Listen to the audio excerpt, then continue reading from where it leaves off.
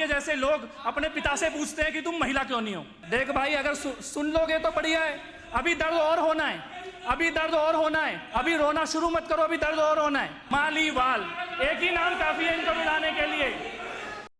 इतनी मिर्ची क्यों लग रही है आतिशी जी? बात सुन लीजिए। आतिशी जी, आप माननीय सदस्य को अपनी बात रखने दीजिए। कुलदीप जी, आप बैठे। मिर्ची लगी तो मैं क्या करूं? आप बैठिए। अगली बार आपके लिए रुमाल लेके आऊंगा आतिशी जी, तब भी दूर होता रहेगा। मैं माननीय मुख्यमंत्री महोदया जी के द्वारा प्रस्ताव के समर्थन में बोलने के लिए खड़ा हुआ हूं और उसके पहले मैं ये कुछ पंक्तियां कहना चाहता हूं। सृष्टि नहीं नारी बिना, यही जगत आधार, नारी के हर रूप की महिमा बड़ी अपार। जिस घर में होता नहीं नारी का सम्मान, देवी पूजन व्यर्थ है, व्यर्थ हैं सारे दान। लक्ष्मी दुर्गा शारदा सब नारी के रूप, देवी सी गरिमा मिले नारी जन्म अनूप। खुशियों का गेरू लगा रखती घर को लीप, नारी रंग गुलाल है दिवाली का दीप। और अंत में, क्यों नारी लाचार है, लुटती क्यों है लाज, क्या पुरुषत्व विहीन ही हुई धरा ये आज।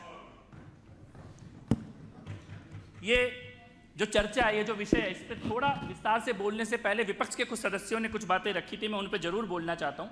विपक्ष की तरफ से सबसे पहले बोलते हुए संजीव झा जी ने विषय को छूने से इंकार कर दिया, विषय पे बोलने से इंकार कर दिया और पूछने लगे राष्ट्रीय स्वयंसेवक संघ क्या है, विषय क्या है। तो मैं ये बताना चाहता हूं, कई बार ना बोल के चुप रह के ये सामने वाला सोचता रहे कि आप अज्ञानी हैं, ये बेहतरीन है कि आप मुंह खोलें और साबित कर दें कि आप अज्ञानी हैं। जिस प्रकार से आपने सवाल उठाए, 1936 में पूनम जी ने बहुत विस्तार से बताया, राष्ट्रीय सेविका समिति 1936 में गठन हो गया था और समकक्ष समानांतर संगठन है, करोड़ों की मेंबरशिप है और अंतर्राष्ट्रीय स्तर पर मेंबरशिप है। लेकिन हाँ, जो आप ये बोलते हैं कि भाई आपके जैसे, मैं बताता हूं आपके जैसे लोग अपने पिता से पूछते हैं कि तुम महिला क्यों नहीं हो। ये बता रहा हूं ना, क्यों नहीं पूछते। तो इसीलिए मैं ये कहना चाहता हूं, भाई साहब बात सुन लो। देख भाई, अगर सुन लोगे तो बढ़िया है, अभी दर्द और होना है, अभी दर्द और होना है, अभी रोना शुरू मत करो, अभी दर्द और होना है, अभी तुम बहुत रोओगे, अभी शुरू हुआ है तुम्हारा रोना। मैं केवल कुलदीप जी, चाहता हूं, कुलदीप जी, समय कीमती है। ये पीड़ा जायज है, क्योंकि ये जिसके प्रतिनिधि के तौर पर बैठे हैं, उनका इतिहास ये बताता है कि ये पीड़ा जायज है। अभी कल जो हुआ, अरे मैं बता, स्वाति मालीवाल, एक ही नाम काफी है इनको रुलाने के लिए, इनको रुलाने के लिए एक ही नाम काफी है और वो नाम है आतिशी जी बैठिए, आप उनको अपना वक्तव्य रखने दीजिए, उनको अपना वक्तव्य रखने दीजिए। आपने उनको शुरुआत ही नहीं अभी करने दी। माननीय सदस्य कृपया माननीय सदस्य को अपना वक्तव्य रखने दीजिए। अभी तो शुरू ही नहीं किया, अभी तो बोला ही नहीं, इतनी मिर्ची क्यों लग गई,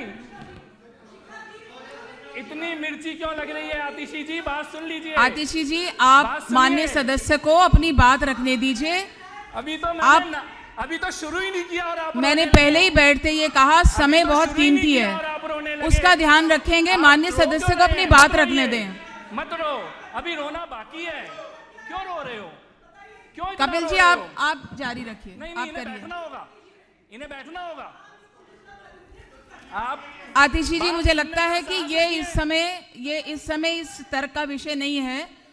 माननीय सदस्य को अपनी बात रखने दीजिए, उनको अपनी बात पूरी करने दीजिए। मेरा माननीय सदस्यों से आग्रह है, मत रो बेटा, मत रो, कि सदस्य अपनी बात रख रहे हैं, उनको पूरा करने दीजिए। मुन्ना मत रो। देखिए, मैं ये बताना चाहता हूं, इनकी पीड़ा जायज है। आप सुनना नहीं चाहते तो अलग बात है, मत रो बेटा, विपक्ष सुनना नहीं चाहता, मुझे लगता है अलग बात है। अदरवाइज आप सदस्य को अपनी बात पूरी करने दीजिए। बैठ जा, बैठ जा।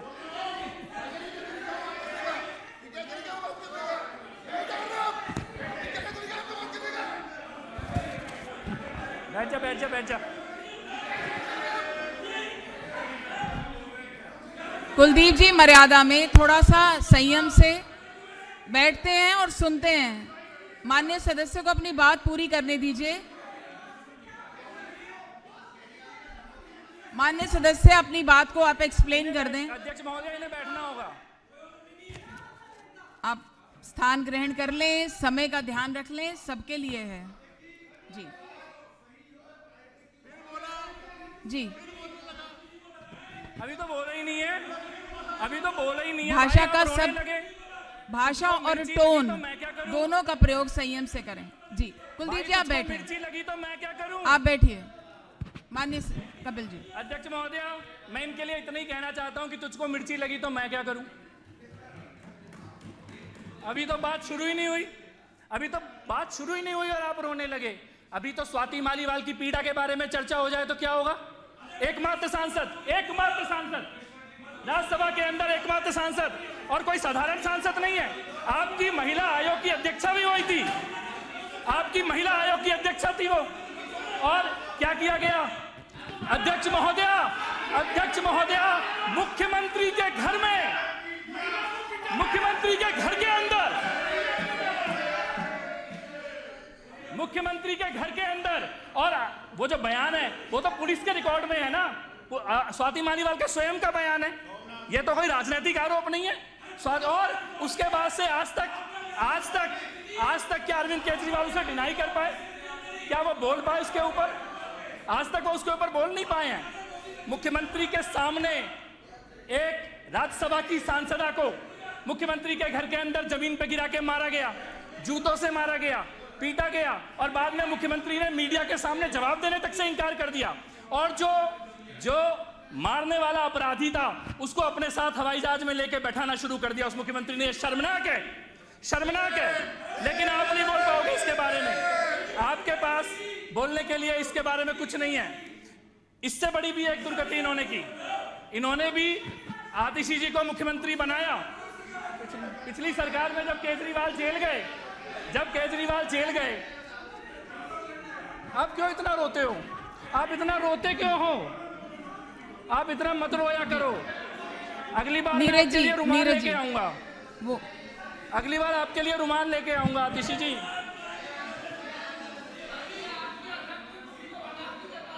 आपके अनिल जी, अगली बार मैं आपके लिए रुमाल लाऊंगा। मुन्ना मत रो। अनिल जी आप थोड़ा सा, तब भी तू रोता रहेगा। मैं एक चीज कहना चाहता हूं,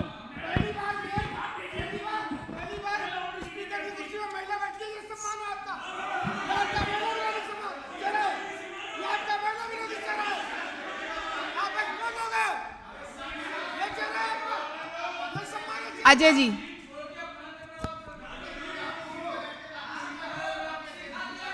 मैं एक और शर्मनाक घटना हुई। अजय जी सदस्य को अपना अजय जी आप कृपया स्थान ग्रहण करें। अजय जी आप स्थान ग्रहण करें, वक्तव्य उनको पूरा करने दें। मैं बताना चाहता हूँ, पीड़ा का दूसरा कारण बताता हूँ। तू रोता रे भाई, अभी और रोना बाकी है। अभी अजय दत्त जी ने बोला, मैं तो अभी तो केवल आपके अजय जी, अनिल जी, माननीय सदस्यगण, अनिल जी कृपया।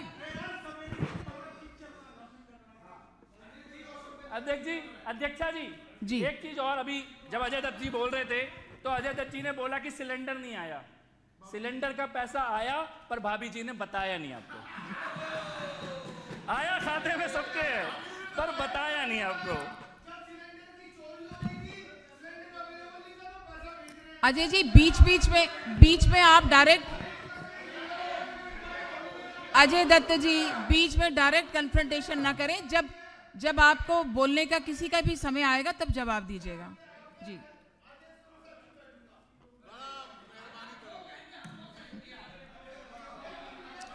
धन्यवाद, धन्यवाद। विशेष रवि जी ने, अध्यक्ष महोदय, अब सुन लेते हैं। रवि जी बोल रहे थे तो विशेष रवि जी ने ये बोला कि 346 बिल संसद में पास हो गए, लेकिन यही एक बिल पास क्यों नहीं हुआ। मैं ये मानता हूं कि 4 बार से सदन के सदस्य रहे हैं, कौन सा बिल कितने बहुमत से पास होता है इसकी आपको जानकारी है। तो मैं ये भी मानता हूं कि आपने अज्ञानता में नहीं बोला, आपने जानबूझ के गुमराह करने की कोशिश की। 346 बिल के लिए 2/3 मेजोरिटी नहीं चाहिए थी, इस बिल के लिए 2/3 मेजोरिटी चाहिए थी, और इससे पहले जो बिल आया था 2/3 मेजोरिटी का, उसका आपने समर्थन किया था।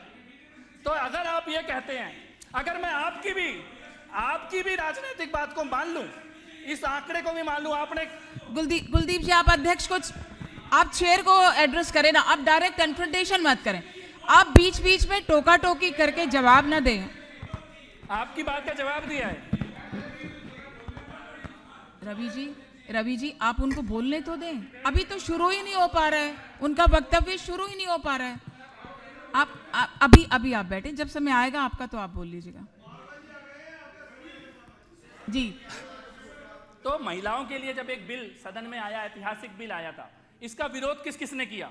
इसका विरोध केवल 2 ही तरह की पार्टियों ने किया। एक तो परिवारवादी पार्टियों ने किया, जिनको यह पता है कि संसद में महिलाएं जाएं लेकिन मेरे परिवार की जाएं, इसके अलावा कोई ना जाए।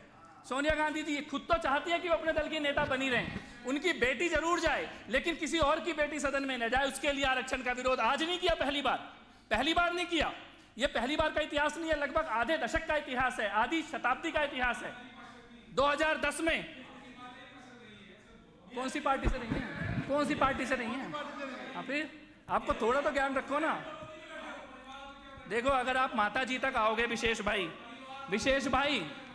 भाई अगर आप माता जी तक आओगे ना, नहीं मेरी बात सुन लेना, इस बात को मेरी तो अरविंद केजरीवाल से एक बात जाके पूछना, सुनो, और विशेष भाई अरविंद केजरीवाल से जाके पूछना कि स्वराज लिखने से पहले किस निगम पार्षद के दरवाजे पे गए थे। बस ये पूछ लेना, अरविंद केजरीवाल से जाके ये पूछना, स्वराज लिखने से पहले किसके दरवाजे पे गए थे। उसके बाद इसके बारे में बताना, उससे पहले मत करना बात।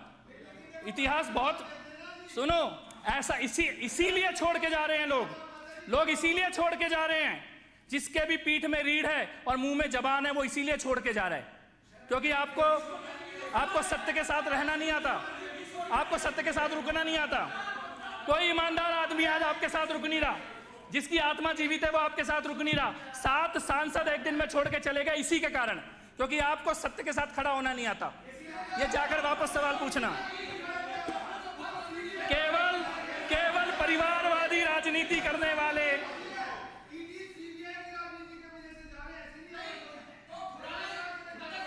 अनिल जी, अजय जी, ऐसे हम बहस करते रहेंगे, वक्तव्य पूरा नहीं होगा।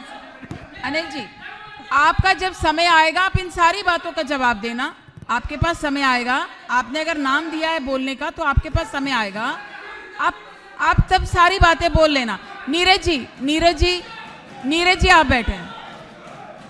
अनिल जी अपना टोन,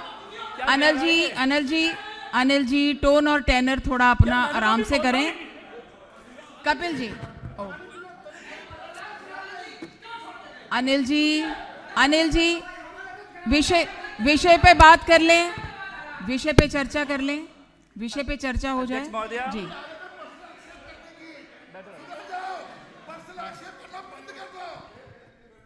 अध्यक्ष महोदया, मैं इतना ही कहना चाहता हूं विपक्ष से, मेरा निवेदन है पर्सनल कटाक्ष पे मत जाइए। निवेदन है कोई भी साथी पर्सनल कटाक्ष न करे।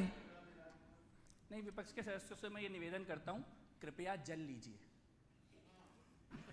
मैं ये कहना चाहता हूं अध्यक्ष महोदया कि कौन लोग विरोध कर रहे हैं, या तो परिवारवादी राजनीति करने वाले विरोध कर रहे हैं, जिनके लिए आरक्षण केवल अपने परिवार की बेटियों के लिए, महिलाओं के लिए चाहिए, और या तो वो लोग विरोध कर रहे हैं।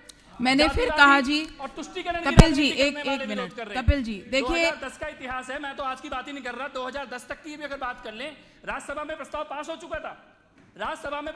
हो चुका था, और लोकसभा में मैच फिक्सिंग करके बिल की कॉपी को फटाया जाता है। कोई एक सदस्य बिल की कॉपी फाड़ने से क्या प्रस्ताव रुक जाता है, और उसके बाद सदन में कभी प्रस्ताव आया ही नहीं, और बाय डिफॉल्ट 2014 में उसको लैप्स कर दिया गया उस प्रस्ताव को। इससे ज्यादा शर्मनाक क्या हो सकता है।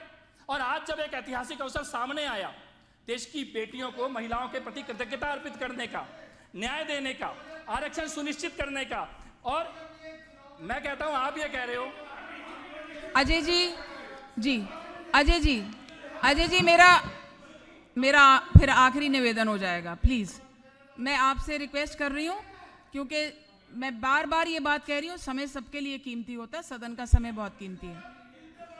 अजय जी, आप बीच में टोका टोकी ना करें, वक्तव्य पूरा होने दें। ऐतिहासिक मौका था, सदन में इतिहास रचा जा सकता था। महिलाओं के लिए, बेटियों के लिए, बहनों के लिए एक ऐसा कानून आया था, और सबके लिए आया था, किसी राजनीतिक दल विशेष के लिए तो नहीं आया था। बहुत बड़ा इतिहास लिखने का मौका था, लेकिन विश्वासघात किया गया भारत की सदन के अंदर। और जिस प्रकार से यह सुनिश्चित किया गया कि यह बिल पास ना हो, और उन्हीं लोगों ने सुनिश्चित किया जो बार बार पिछले 50 सालों से सुनिश्चित कर रहे हैं कि इस प्रकार का कोई कानून आ ना जाए। आप कह रहे हैं कि राजनीतिक फायदे के लिए किया गया, तो आप पास करके रोक देते उस राजनीतिक फायदे को होने से। क्यों नहीं किया? जितने भी अभी विपक्ष ने काम इसके विरोध में बोला, कोई ये नहीं बता पाया कि ये बिल क्यों नहीं आना चाहिए था। ये तो बता रहे हैं कि आपको राजनीतिक फायदे के लिए लाए, तो रुक जाता ना राजनीतिक फायदा, आप सपोर्ट कर देते। आपको सपोर्ट करने से किसने रोका था इस बिल को? सदन के अंदर खड़े हो जाते आप इसके समर्थन में। लेकिन आपका इतिहास इसीलिए यहां बताना जरूरी था कि आपने विरोध क्यों किया इस बिल का। इस प्रकार का एक इतिहास रखने का मौका भारत की सदन ने गंवा दिया है। उसी का यह निंदा प्रस्ताव यहां पर इस सदन में आया। और मैं ये कहना चाहता हूं, ये पहली बार नहीं है कि आउट ऑफ ब्लू अचानक प्रधानमंत्री जी नारी शक्ति के लिए कुछ लेकर आए हैं। राजकुमार भाटिया जी जब बोल रहे थे, वो जो पीड़ा थी महिलाओं की, मुझे तो लगता है ये 33% आरक्षण से 10 गुना ज्यादा बड़ा नारी सशक्तिकरण का वो काम है जो लाखों करोड़ों शौचालय निर्माण का कार्य किया गया। उसके बारे में भाषण तो पहले प्रधानमंत्री देश के भी देते थे लाल किले में खड़े होकर, लेकिन किया किसने? यशस्वी प्रधानमंत्री नरेंद्र मोदी जी ने। उज्ज्वला योजना की आंखों में धुआं भी लगता है, तबीयत भी खराब होती है। इसको करने का विजन किसके पास आया? इसका श्रेय किसके खाते में गया? आदरणीय प्रधानमंत्री नरेंद्र मोदी जी के खाते में गया। और हर घर जल, नारी शक्ति के लिए इससे बड़ा कुछ नहीं हो सकता। इस देश में ऐसे ऐसे क्षेत्र जहां 10-10 किलोमीटर दूर जाके और सिर पे मटका रख के पानी लाने की पीड़ा, उसको समझने का काम, ये केवल नारी शक्ति का ये जो रिजर्वेशन, महिला रिजर्वेशन का बिल आइसोलेशन में नहीं है, अलग से लाया गया कोई प्रावधान नहीं है। ये पूरी भारत की आधी आबादी की जितनी भी पीड़ाएं हैं, मुद्रा योजनाएं, उसमें पहला लोन लेने का हक, उसमें इंटरेस्ट रेट कम हो, लाडली योजना, द्रोण दीदी योजना, ऐसी सैकड़ों योजनाएं हैं जो प्रधानमंत्री नरेंद्र मोदी जी के प्रधानमंत्री बनने के बाद भारत की सरकार के द्वारा लाई गई। उसके बाद राजनीतिक नेतृत्व, राजनीतिक सशक्तिकरण के लिए इस कानून को लाया गया। तो अगर विपक्ष का बस चलता और उन योजनाओं के भी बिल अगर लाने पड़ते, तो ये उन योजनाओं को भी सदन में रोकने का पाप करते, क्योंकि वहां बस नहीं चला, क्योंकि उसके लिए किसी विशेष कानून की आवश्यकता नहीं थी। इसलिए वो योजनाएं आज भारत की धरती पर लागू हैं, गांव-गांव में लागू हैं। जहां आपके साथ की, जरा से साथ की जरूरत पड़ी, खाली कुछ नहीं करते तो सदन से वॉकआउट कर जाते। अगर आपकी नाक कट रही थी हमारी बेटियों के साथ, महिलाओं के साथ खड़े होने में, वरना तो गर्व के साथ सीना चौड़ा करके खड़े होते, घर में जाते, एक कप चाय एक्स्ट्रा मिलती। लेकिन ये मौका भारत के विपक्ष ने गंवा दिया। पर यह बात भी है कि प्रधानमंत्री जी ने राष्ट्र के नाम संदेश में जो संकल्प लिया है, यह केवल एक पड़ाव है, यह रुकने वाला नहीं है। भारतीय जनता पार्टी के नेतृत्व में भारतीय जनता पार्टी की सरकार, मोदी जी का यह संकल्प निश्चित तौर पर पूरा होगा। यह महिला सशक्तिकरण का यह प्रावधान आना ही है। आप इसमें आज बाधाएं लगा सकते हो, लेकिन हमेशा नहीं रोक पाओगे।